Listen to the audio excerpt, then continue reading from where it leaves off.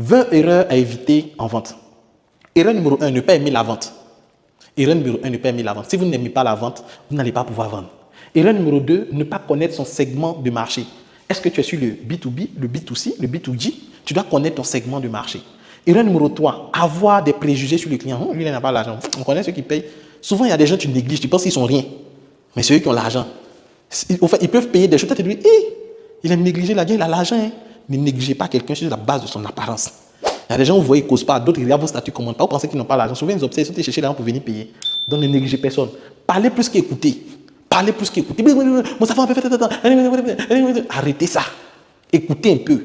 Tu es un vendeur, tu parles. Il faut écouter un peu. Il faut écouter le client s'exprimer. Écoute le prospect s'exprimer afin de pouvoir répondre à ses besoins. J'ai dit, si tu as 2 oreilles et une bouche, c'est parce que tu dois plus écouter que parler. Erreur numéro 5. Répondre au client sans comprendre son référentiel. La personne vous dit, est-ce que je peux venir vous croiser pour payer?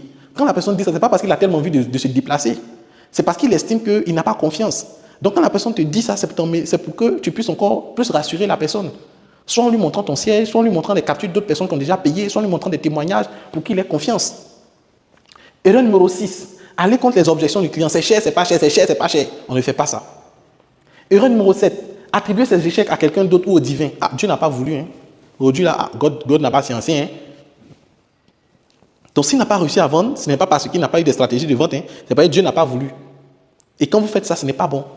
Soyez les responsables de vos échecs de vente et définissez des stratégies qui vont vous aider à vendre. Erreur numéro 8, reposez sur ses acquis. Il y a des gens qui ont réussi à faire 2 ventes, ils ont eu 10 000, 100 000 dans la journée. C'est bon, hein? Ils ont eu beaucoup comme ça, ça va. Il y a des gens qui ont déjà des clients qui achètent, donc ils ne prospectent plus, ils ne forcent plus, pour eux tout est gagné. Non, hein? On ne repose pas sur ses acquis. Erreur numéro 9, promettre et ne pas tenir. Il y a des gens qui font des promesses. Non, mon produit va faire ça va faire ça, on paye, ça ne respecte pas, ça ne réalise pas. Ça, ce n'est pas bon. Erreur numéro 10, négliger son apparence, ne pas bien s'habiller, ne pas bien se vêtir, ne pas avoir de photos de profil. C'est négliger son apparence. Erreur numéro 11, ne pas connaître l'acheteur. Par exemple, quand vous devez vendre un produit ou un service, si vous vendez des livres, vous devez savoir des livres pour les élèves, ce sont les parents qui achètent. Donc vous devez toucher le décideur. Parce qu'il y a l'acheteur et puis il y a le consommateur. L'acheteur peut être le consommateur, mais le consommateur n'est pas forcément l'acheteur. Le consommateur, c'est l'utilisateur final. Mais il y a celui-là qui décide de l'achat que tu dois connaître et c'est vers lui que tu dois te tourner. Erreur numéro 12, ne pas relancer le client pour voir ou bien avoir un service après-vente pour comprendre est-ce qu'il a utilisé, qu'est-ce qu'il n'a pas aimé, etc. Erreur numéro 13, se tromper de décideur. Tu t'en vas causer avec la secrétaire, l'assistante tout le temps. Le boss, c'est lui qui va prendre la décision.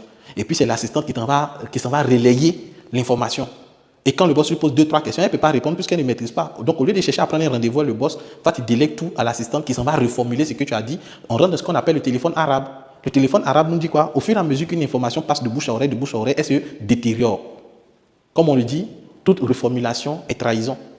Donc, vous devez faire l'effort d'éviter que les gens transmettent l'information de bouche à oreille, de bouche à oreille. En termes de publicité, oui. Mais quand il s'agit de donner l'offre, c'est vous qui devez pouvoir présenter l'offre aux décideurs. Erreur numéro 14, chercher à tout prix à réaliser une vente. Il y a des gens, eux, quand ils causent avec toi, il faut forcément que tu achètes, il faut forcément que tu achètes. Ils voient les gens guichets automatiques. Non, il y a des gens qui peuvent être intéressés puis ne pas se décider maintenant. Donc, il faut comprendre cette réalité. 15, ne pas avoir de communauté. Il y a des gens qui ne cherchent pas à bâtir une communauté, à suivre des personnes, à les rassembler en communauté. Tu n'as pas une communauté, ça va te créer des problèmes en termes de vente.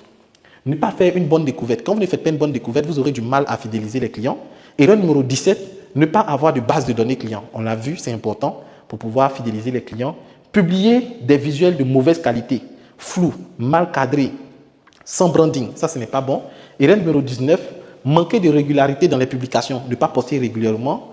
Et dernière erreur, ne pas proposer plusieurs moyens de paiement. Ça, ce n'est pas bon.